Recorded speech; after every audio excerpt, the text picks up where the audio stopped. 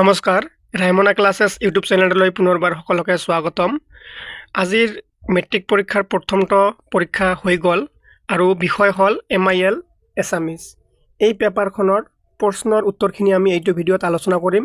আশা কৰিছোঁ তোমালোকৰ সকলোৰে পৰীক্ষা ভাল হৈছে আৰু কাৰ কিমান স্ক'ৰ হৈছে তোমালোকে নিশ্চয় কমেণ্ট কৰি জনাবা। আৰু এতিয়াও যোনবোৰ ষ্টুডেণ্টছে এতিয়াও তোমালোকে কুৱেশ্যন পেপাৰখন এনালাইজ কৰিব পৰা নাই বা উত্তৰবিলাক মিলাব পৰা নাই, এইটো ভিডিঅ' চালে তোমালোকে কুৱেশ্যনৰ উত্তৰবোৰ মিলাব পাৰিবা। আৰু বহুত কম সময়ৰ ভিতৰতে প্ৰশ্নৰ উত্তৰবোৰ আমি এইটো ভিডিঅ'ত আলোচনা কৰিম। একেবাৰে শ্বৰ্টকৈ আলোচনা কৰিম কাৰণ তোমালোকে পৰীক্ষা দি আহিছা, বেছি সময় নষ্ট কৰা নাযায় কাৰণ এইটো পৰীক্ষা হৈ গ'ল। যি হ'ল হৈ গ'ল, এতিয়া আহিবলগীয়া যোনবোৰ ছাবজেক্ট আছে সেইবোৰ ভালকৈ পঢ়িব লাগিব তোমালোকক। চ' আমি প্ৰথমতে গ্ৰুপ A আৰু গ্ৰুপ Bৰ যিমানখিনি শ্বৰ্ট কুৱেশ্যনছ আছে, শ্বৰ্ট কুৱেশ্যনছ, শব্দাৰ্থ, বিপৰীত শব্দ, এনেকৈ যিমানখিনি ব্যাকৰণৰ পৰা তোমালোকৰ পাঠভিত্তিক শ্বৰ্ট কুৱেশ্যনছ আছে, আমি গোটেইখিনি সুন্দৰকৈ আলোচনা কৰি ল'ম আৰু একেবাৰে চুটিকৈ ভিডিঅ'টি শেষ কৰাৰ চেষ্টা কৰিম। তোমালোকে অকল নিজৰ প্ৰশ্ন কাকতখন ওলাই মিলাই ল'বা, তোমালোকে কোনটো কি লিখিছা, ভুল হ'ল নে শুদ্ধ হ'ল, ঠিক আছে। আৰু ভিডিঅ'টিৰ শেষত আমি বৰ্ড কুৱেশ্যনবোৰ আলোচনা কৰিম, যাৰ যাৰ এইটো মানে মিলোৱাৰ ইচ্ছা আছে বা দৰকাৰ হ'ব মানে বুলি তোমালোকে ভাবা, সেইবোৰ ষ্টুডেণ্টছ তোমালোকে ভিডিঅ'টিৰ শেষত বৰ্ড কুৱেশ্যনবোৰ তোমালোকে মিলাই ল'বা, ঠিক আছে। আমি এতিয়া শ্বৰ্ট কুৱেশ্যনছবোৰ আৰম্ভ কৰিম, ঠিক আছে। আৰু নিশ্চয় তোমালোকৰ কাৰ কিমান স্ক'ৰ কৰিব পাৰিছা তোমালোকে পৰীক্ষাটোত নিশ্চয় কমেণ্ট কৰি জনাবা, ঠিক আছে। এতিয়া আমি পলম নকৰাকৈ ভিডিঅ'টি আৰম্ভ কৰিম। গ্ৰুপ A, গ্ৰুপ Aৰ প্ৰথমত কি দিয়া আছে, অতি চমু উত্তৰ লিখা। যিহেতু আমি অকল শ্বৰ্ট কুৱেশ্যনছবোৰ আলোচনা কৰিম, অকল এই অতি চমু উত্তৰৰ প্ৰশ্নবোৰ আলোচনা কৰিম। ক নম্বৰত দিয়া আছে, দশম শ্ৰেণীৰ শ্ৰেণীকোঠাত সোমোৱা শ্ৰেণীৰ শিক্ষকগৰাকীৰ নাম কি? ইয়াৰ উত্তৰ হ'ব, মই সুন্দৰকৈ তোমালোকক লিখি দিছোঁ যাতে বেছি সময় নালাগে, প্ৰকাশ গোস্বামী, ঠিক আছে। একৰ ক নম্বৰৰ উত্তৰ হ'ল প্ৰকাশ গোস্বামী আৰু খ নম্বৰৰ উত্তৰ হ'ল পণ্ডিত ৰাহুল সংস্কৃতায়ন। খ নম্বৰ প্ৰশ্নটো কি আছিলে? খ নম্বৰ প্ৰশ্ন হ'ল তোমালোকৰ ফ্ৰম ভলগা টু গংগা কাৰ ৰচনা? এই ফ্ৰম ভলগা টু গংগা ৰাহুল সংস্কৃতায়নৰ ৰচনা। এই দুটা হৈ গ'ল। এতিয়া আমি নেক্সট তোমালোকৰ প্ৰশ্নত শ্বৰ্ট কুৱেশ্যনছ দিয়া আছে একেবাৰে 4 নম্বৰত। 4 নম্বৰত দিয়া আছে অতি চমু উত্তৰ লিখে। এইবোৰ কিন্তু অলপ ডাঙৰ হয় উত্তৰবোৰ, সেইকাৰণে আমি এইবোৰ আলোচনা নকৰোঁ, এতিয়া লাষ্টত কৰিম। তোমালোকে অকল শ্বৰ্ট কুৱেশ্যনছবোৰ মিলাই লোৱা। প্ৰশ্ন কাকতখন ইমান টান অহা নাই, আশা কৰিছোঁ তোমালোকে খুব ভালকৈ বা গোটেইখিনি লিখিব পাৰিছা। তোমালোকৰ এই 4 নম্বৰৰ কৰ প্ৰশ্নটো হ'ল, কুঁৱলীয়ে প্ৰথম কালৈ ইমেইল কৰিছিল? 4 নম্বৰৰ কৰ উত্তৰটো হ'ব এইটো চোৱা। 4 নম্বৰৰ কৰ উত্তৰ হ'ব অন্তৰংগ বান্ধৱী হেৰণলৈ, ঠিক আছে। তাৰপিছত 4 নম্বৰৰ খত কি দিয়া আছে? 4 নম্বৰৰ খত দিয়া আছে, অসমীয়াসকলে কিহেৰে তৈয়াৰী পেঁপা বজাইছিল? চৰি, এইটো 13 নম্বৰ নহয়, 13 নম্বৰটো আমি 4 নম্বৰতেহে আলোচনা কৰি আছিলোঁ। 4 নম্বৰত দিয়া আছে খ নম্বৰ প্ৰশ্ন, অৰুণিমা সিনহা কোনবিধ খেলত বিশেষ দক্ষতা আছিল? এইবোৰতো তোমালোকে দেখিব নালাগে, তোমালোকে গম পোৱা, ভলী খেলত বিশেষ দক্ষতা আছিল ভলী খেলত। এতিয়া নেক্সট শ্বৰ্ট কুৱেশ্যনছ তোমালোকৰ ক'ত আছে? নেক্সট শ্বৰ্ট কুৱেশ্যন আছে তোমালোকৰ এইটো চোৱা, 7 নম্বৰ। 7 নম্বৰত দিয়া আছে অতি চমু উত্তৰ লিখা আৰু এইবোৰ প্ৰশ্নৰ উত্তৰ ডাঙৰ, সেইকাৰণে আমি এইবোৰ লাষ্টত আলোচনা কৰিম। ক নম্বৰত দিয়া আছে পাহিৰ ককায়েকৰ নাম কি? আৰু খ নম্বৰত দিয়া আছে লেখকে বুশ্বেৰত কি আছে বুলি শুনিছে? তোমালোকে নিজে মিলাই ল'বা। এইবোৰ একেবাৰে ইজি, ডাইৰেক্ট তোমালোকৰ কিতাপৰ পৰা উঠাই দিয়া হৈছে। যোনে এবাৰ হ'লেও কিতাপখন দেখিছে এইবোৰ উত্তৰ নিশ্চয় কৰিব পাৰিছা। পেপাৰখন টান অহা নাই ইমান, মানে ভালে আহিছে। 4 নম্বৰৰ উত্তৰ আমি চাম, 7 নম্বৰৰ উত্তৰ চাম। হ'ল কি? ক নম্বৰ হ'ল পল আৰু খ নম্বৰ হ'ল কি? এটা নিউক্লিয়' ৰিয়েক্টৰ। এতিয়া আমি প্ৰশ্ন দুটা আকৌ ভালকৈ চাই ল'ম এবাৰ। 7 নম্বৰত দিয়া আছে পাহিৰ ককায়েকৰ নাম আছিল কি? পল। আৰু খ নম্বৰৰ উত্তৰ হ'ল কি? লেখকে বুশ্বেৰত কি আছে বুলি কৈছে? এটা নিউক্লিয়' ৰিয়েক্টৰ আছে বুলি শুনিছে, ঠিক আছে। এতিয়া নেক্সট তোমালোকৰ শ্বৰ্ট কুৱেশ্যনছ ক'ত আছে গ্ৰুপেৰ? এইটো চমু উত্তৰ লিখা, এইটো অলপ ডাঙৰ হয়, এইটো আমি এতিয়া আলোচনা নকৰিম।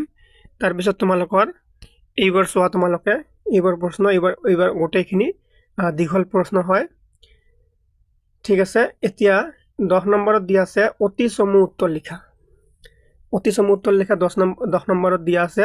ইয়াৰ উত্তৰ কি হ'ব? ক নম্বৰত দিয়া আছে মোহ পাশ মানে কি? মোহ পাশ মানে হ'ল কি? মায়াৰ বন্ধন। আৰু খ নম্বৰত দিয়া আছে জিকিৰৰ ৰচক কোন? জিকিৰৰ ৰচক হ'ল আজান ফকীৰ। ঠিক আছে, জিকিৰৰ ৰচক কোন? আজান ফকীৰ। আৰু মোহ পাশ মানে হ'ল মায়াৰ বন্ধন। তাৰপিছত এইটো আছে 11 নম্বৰ। এইবোৰৰ উত্তৰ অলপ ডাঙৰ হ'ব, সেইকাৰণে আমি এইবোৰ পিছত আলোচনা কৰিম। তোমালোকে এতিয়া শৰ্ট কুৱেশ্যনছখিনি আগত মিলাই লোৱা। এতিয়া একেবাৰে 13 নম্বৰত আছে তোমালোকৰ চমু উত্তৰ লিখা, অতি চমু উত্তৰ লিখা। 13 নম্বৰৰ ফাৰ্ষ্ট প্ৰশ্নটো হ'ল জল স্থল আৰু কত দেৱতাৰ মহা অভিযান চলিছে? জল স্থল আৰু আকাশত দেৱতাৰ মহা অভিযান চলিছে। মই উত্তৰটো ডাইৰেক্ট কৈ দিলোঁ। জল স্থল আৰু আকাশত কি হ'ব? দেৱতাৰ মহা অভিযান চলিছে। অকল আকাশ লিখিলে হৈ গ'ল। তাৰপিছত নেক্সট প্ৰশ্ন দিয়া আছে অসমীয়াসকলে কিহেৰে তৈয়াৰী পেঁপা বজাইছিল? অসমীয়াসকলে মহৰ শিঙৰে তৈয়াৰী পেঁপা বজাইছিল। কিহৰে? মহৰ শিঙেৰে পেঁপা বজাইছিল, তৈয়াৰ কৰা পেঁপা বজাইছিল। ঘ নম্বৰত দিয়া আছে কবিয়ে কিমান বছৰৰ আগতে মানুহজনক লগ পাইছিল? এইটো তোমালোকে জনা একেবাৰে ইজি হয়। 25 বছৰ আগতে মানুহজনক লগ পাইছিল। কিমান বছৰ আগত? 25 বছৰ আগত। 13 নম্বৰত দিয়া আছে, তথাপিও তোমালোকক এবাৰ ইয়াত দেখাই দিছোঁ। 13 নম্বৰৰ কৰ উত্তৰ হ'ল আকাশ, খৰ উত্তৰ হ'ল মহৰ শিঙৰে তৈয়াৰী, আৰু গড় উত্তৰ হ'ল 25। আৰু 10 নম্বৰখিনি আমি কৰি লৈছোঁ, মায়াৰ বন্ধন আৰু আজান ফকীৰ খৰ উত্তৰ আমি কৰি লৈছোঁ অলৰেডি। এতিয়া নেক্সট আছে তোমালোকৰ 16 নম্বৰ। 16 নম্বৰত কি আছে চোৱাচোন। তোমালোকৰ 16 নম্বৰত দিয়া আছে, বাকীখিনি আমি কৰা নাই কাৰণ এইবোৰ দীঘল প্ৰশ্ন হয়। ঠিক আছে, 16 নম্বৰত দিয়া আছে তলত যিকোনো এটা কি শব্দৰ সন্ধি ভাঙা। এই তলত সন্ধি আছে, সন্ধি ভাঙাব লাগে। যিকোনো এটা সন্ধি ভাঙিলে 1 নম্বৰ। ইয়াত যেনেকৈ দিয়া আছে হিমালয়, হিম যোগ আলয় হ'লে কি হয়? হিমালয়। মই তথাপিও তোমালোকক ইয়াত দেখাই দিছোঁ কেনেকৈ লিখিব লাগে। ইয়াত মই দুটা লিখি দিছোঁ, যেনেকৈ হিমালয় হ'লে কি হ'ব? হিম যোগ আলয় হিমালয়। দেৱৰ্ষি হ'লে দেৱ যোগ ঋষি হ'লে কি হ'ব? দেৱৰ্ষি। এইটো হ'ল 16 নম্বৰৰ ক। 16 নম্বৰৰ কত সন্ধি ভঙা আছিলে, মই তোমালোকক দুটা সন্ধি ভঙাই দেখাই দিছোঁ। এতিয়া 16 নম্বৰৰ খত কি আছে তোমালোকে দেখি লোৱা। 16 নম্বৰৰ খত দিয়া আছে তলত দিয়া যিকোনো এটা শব্দৰ ন মূৰ্ধন্য বা মূৰ্ধন্য ষ হোৱাৰ কাৰণ লিখা। ইয়াত 3টা শব্দত দিয়া আছে। এই 3টা শব্দত মূৰ্ধন্য বা মূৰ্ধন্য ষ কিয় ব্যৱহাৰ হৈছে কাৰণ লিখিব লাগে। মই তলত লিখি দিছোঁ, তোমালোকে চাব পাৰিবা। এইটো চোৱা, 16 নম্বৰৰ খত দিয়া আছে তৃণ। এই তৃণত কিয় মূৰ্ধন্য ব্যৱহাৰ হৈছে? ৰিৰ পিছত থকা দন্তন্য মূৰ্ধন্য হয়, আৰু মূৰ্ধন্য খৰ পিছত থকা দন্তন্য মূৰ্ধন্য হয়। একেবাৰে ইজি কাৰণ দুটা। এতিয়া 16 নম্বৰৰ গত কি দিয়া আছে? 16 নম্বৰৰ গত কি দিয়া আছে আমি চাম। তোমালোকে নিশ্চয় কমেণ্ট কৰি জনাবা কোনে কিমান নম্বৰ পাবা হিচাপ কৰাৰ পিছত। ঘ নম্বৰত দিয়া আছে তলৰ যিকোনো এটাৰ বাক্যসহ সমাসৰ নাম লিখা। বাক্যসহ সমাসৰ নাম লিখিব লাগিব। যিকোনো এটাৰ লিখিলে 1 নম্বৰ পাবা। তোমালোকে কি হ'ব ইয়াৰ উত্তৰ? ইয়াত চোৱা, মই এটা কৰি দিছোঁ, যেনেকৈ আছে পিতাক্ষৰ।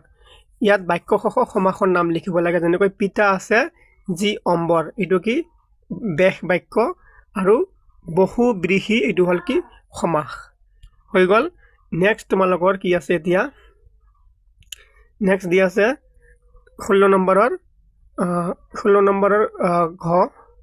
তলত দিয়া বাক্যটি সৰল বাক্যলৈ পৰিৱৰ্তন কৰা। তলত এটা বাক্য দিয়া আছে, দুটা বাক্য দিয়া আছে, এটাৰ কি কৰিব লাগে? সৰল বাক্যলৈ পৰিৱৰ্তন কৰিব লাগে। এতিয়া আমি চাম 16 নম্বৰৰ ঘ। যেনেকৈ ঘ পৰিশ্ৰম কৰিলে সাফল্য লাভ কৰিবা, এইটো হ'ল ইয়াৰ উত্তৰ। ঠিক আছে। আৰু 16 নম্বৰৰ ঙ নম্বৰত কি দিয়া আছে এইটো চোৱা তোমালোকে।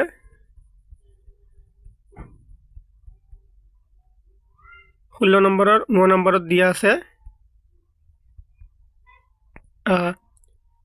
যথাস্থানত জ্যোতিচিহ্ন ব্যৱহাৰ মানে কৰিব লাগে, কৰি দেখিব লাগে। যথাস্থানত কি কৰিব লাগে? জ্যোতিচিহ্নৰ ব্যৱহাৰ কৰিব লাগে। যেনেকৈ মানুহজন কৈছিল কমা হ'ব, ইয়াত এটা ঊৰ্ধ্ব কমা হ'ব, মই এই পুখুৰীটো সাঁতুৰি পাৰ হ'ব পাৰোঁ, ঊৰ্ধ্ব কমা হ'ব।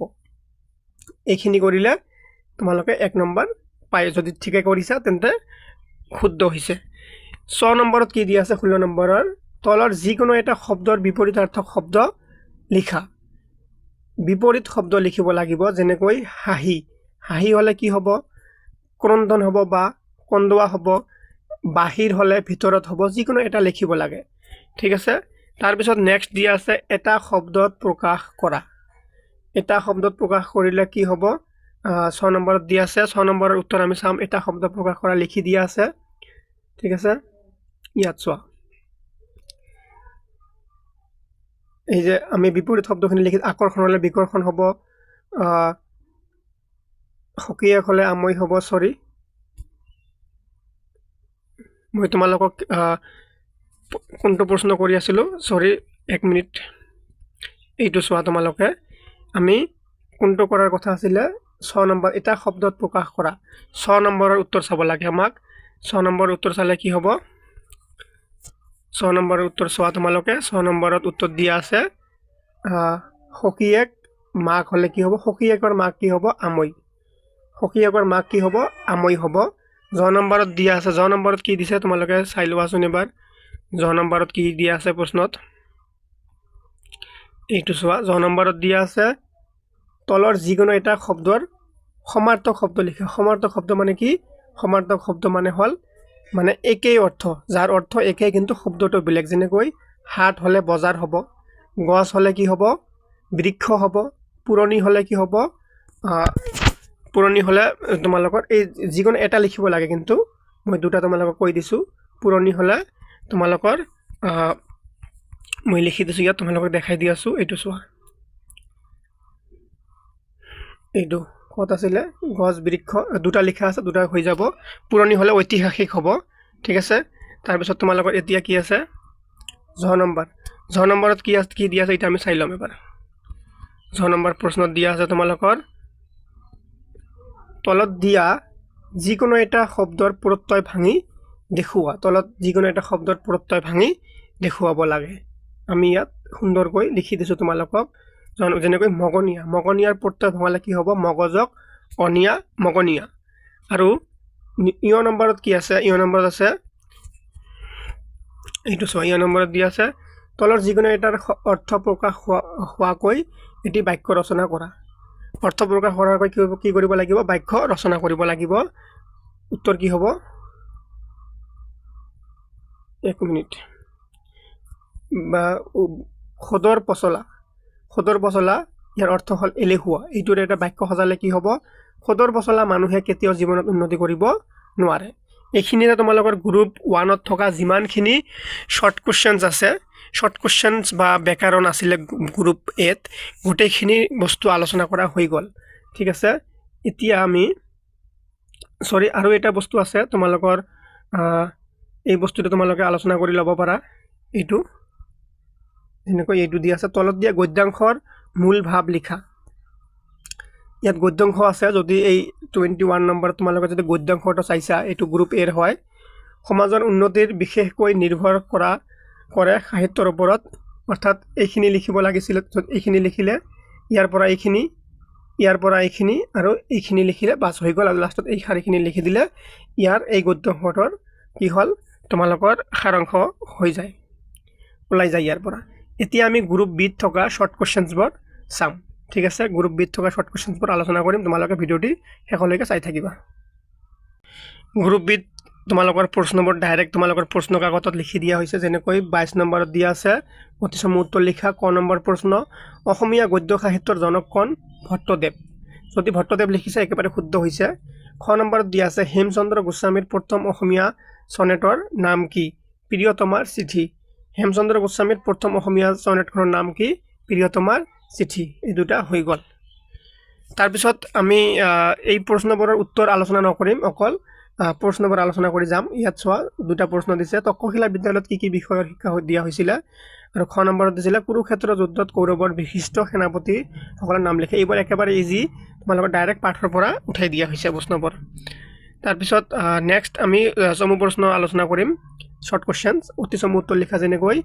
কপিল মুনিৰ মাতৃ কোন আছিল দেৱহূতি ঠিক আছে কপিল মুনিৰ মাতৃ কোন আছিল কপিল মুনিৰ মাতৃ আছিল দেৱহূতি মনত ৰাখিবা তাৰপিছত তোমালোকৰ নেক্সট শৰ্ট কোৱেশ্চন আছে এইবোৰ তোমালোকৰ ব্যাখ্যা বা উক্তি দি কি কৰিব লাগে এইবোৰ আমি এতিয়া আলোচনা নকৰিম আমি আগত শৰ্ট কোৱেশ্চনখিনি আলোচনা কৰি লম এইটো চোৱা গ্ৰুপ বিৰ 28 বা 28 নম্বৰত দিয়া আছে ক নম্বৰৰ তলত দিয়া যিকোনো এটা শব্দৰ বিপৰীত শব্দ লিখা যেনেকৈ উন্নতি হলে কি হ'ব অৱনতি হ'ব আৰু কলাৰ বিপৰীত শব্দ লিখিলে কি হ'ব বগা হ'ব একেবাৰে ইজি এইবোৰ একেবাৰে পানীৰ নিচিনা মাৰ্ক পোৱা যাব যদি ভালকে লিখিছা উন্নতিৰ বিপৰীত মানে ওলোটাটো লিখিব লাগে অৱনতি কলাৰ ওলোটা কি বগা একেবাৰে ইজি খ নম্বৰত দিয়া আছে তলত দিয়া যিকোনো এটা শব্দৰ বিপৰীত লিংগ লিখা এটা লিখিব লাগে মাত্ৰ বিপৰীত লিংগ লিখিব লাগে কি হ'ব দৰা যদি লিখিছা উত্তৰ হ'ব কইনা আৰু ককাৰ যদি বিপৰীত লিংগ লিখিছা তেন্তে হ'ব আইতা ঠিক আছে এতিয়া নেক্সট আছে গ নম্বৰ তলত দিয়া যিকোনো এটা শব্দৰ সমাৰ্থক শব্দ লিখা যিকোনো এটাৰ সমাৰ্থক শব্দ লিখিব লাগে সমাৰ্থক মানে মই তোমালোকক বাৰে বাৰে কৈ থাকো যাৰ অৰ্থটো একে হয় অৰ্থটো পৰিৱৰ্তন নহয় কিন্তু শব্দটো পৰিৱৰ্তন হয় অৰ্থটো সেম থাকে বিপদৰ সমাৰ্থক শব্দ কি হ'ব আপদ সংকট আৰু নবীন হলে কি হ'ব নতুন নয়া ঠিক আছে তাৰ পিছত তোমালোকৰ ঘ নম্বৰত দি আছে অভি উপসৰ্গ ব্যৱহাৰ কৰি এটা বাক্য লিখা অভি উপসৰ্গ ব্যৱহাৰ কৰি কি কৰিব লাগে এটা বাক্য লিখিব লাগে যেনেকৈ অপি উপসৰ্গ কৰি আমি এটা শব্দ বনাব লাগিব যেনেকৈ অভিমান অভি বস্তুটো আছে ঠিক আছে অভিমান হল এতিয়া এই অভিমানৰ এটা বাক্য সজাব লাগিব যেনে ৰহিতে ৰূপমৰ ওপৰত অভিমান কৰিছে ঠিক আছে এতিয়া তোমালোকৰ ঙ নম্বৰত দিয়া আছে খালি ঠাইত উপযুক্ত অনুসৰ্গ বহুৱা যেনেকৈ আছে কামটো যত্নৰে কৰিবা ডেছ কি হ'ব কামটো যত্নৰে কৰিবা চোন তাৰ পিছত 6 নম্বৰত দিয়া আছে তলৰ বাক্যটি শুদ্ধকৈ লিখা কালিলৈ 1 বজাত আহিবা এটো শুদ্ধকৈ লিখিব লাগে শুদ্ধকৈ লিখিলে কি হ'ব কালিলৈ 1 বজাত আহিবা 6 নম্বৰত দিয়া আছে তলত দিয়া যিকোনো এটা শব্দৰ আধুনিক ৰূপ লিখা আধুনিক ৰূপ লিখিব লাগে অৰ্থাৎ এই শব্দবোৰ পুৰণি শব্দ বা কিছুমান বহুত বছৰ আগতে ব্যৱহাৰ হোৱা কিছুমান শব্দ এই শব্দবোৰ কি আমাক আধুনিক মানে বৰ্তমানত ইয়াত কি পৰিৱৰ্তন হৈছে এইটো লিখিব লাগে যেনেকৈ বিগুডিয়াৰ আধুনিক শব্দ কি ঠাট্টাকৰণ এটা লিখিব দিছে মই এটা তোমালোকক লিখি দিছো তাৰ পিছত তোমালোকৰ নেক্সট দিয়া আছে কি